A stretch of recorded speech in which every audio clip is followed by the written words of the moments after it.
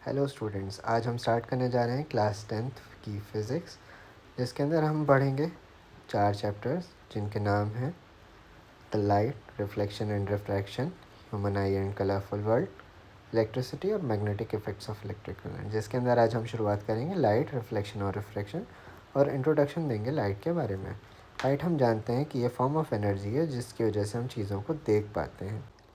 हमारे चारों तरफ तमाम तरह के ऑब्जेक्ट्स हैं जिन्हें हम तभी देख पाते हैं जब उनके ऊपर लाइट पड़ती है और लाइट उनसे रिफ्लेक्ट होकर हमारी आंखों में जाती है। लाइट से जुड़े दो फिनोमेनास को स्टडी करने वाले हैं, पहला रिफ्लेक्शन है और दूसरा रिफ्रैक्शन है।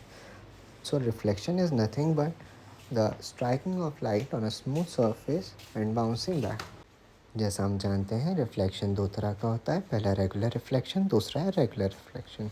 रेगुलर रिफ्लेक्शन को हम स्पेक्युलर रिफ्लेक्शन भी कहते हैं और इर्रेगुलर रिफ्लेक्शन को हम डिफ्यूज रिफ्लेक्शन भी कहते हैं। यहाँ आप जैसा फिगर में भी देख सकते हैं, स्मूथ सरफेस पर आपके रेगुलरली यूनिफॉर्मली लाइट रिफ्लेक्ट हो रही है सेम एंगल से, जबकि इर्रेगुलर रिफ्लेक्शन के अंदर अलग अलग एंगल्स पर और अलग अलग डायरेक्शन में रिफ्लेक्ट हो रही है। हमें अपनी प्रीवियस क्लासेस में दो लॉज के बारे में पढ़ाया गया था, लॉज ऑफ रिफ्लेक्शन के अंदर, जिसमें पहला लॉ था the angle of incidence is always equal to the angle of reflection. जो लाइट रे किसी सोर्स से आती है और किसी स्मूथ सरफेस से टकराती है उसे इंसिडेंट रे कहा जाता है, और आफ्टर रिफ्लेक्शन जो रे जाती है उसे हम रिफ्लेक्टेड रे कहते हैं। और यही रेज जब नॉर्मल के साथ एंगल बनाती हैं तो वह एंगल ऑफ इंसिडेंस और एंगल ऑफ रिफ्लेक्शन कहलाते हैं। तो फर्स्ट लॉ के मुताबिक angle of incidence is equal to angle of reflection. Now the second law is the incident ray, the reflected ray and the normal all lie in the same plane at the point of incidence.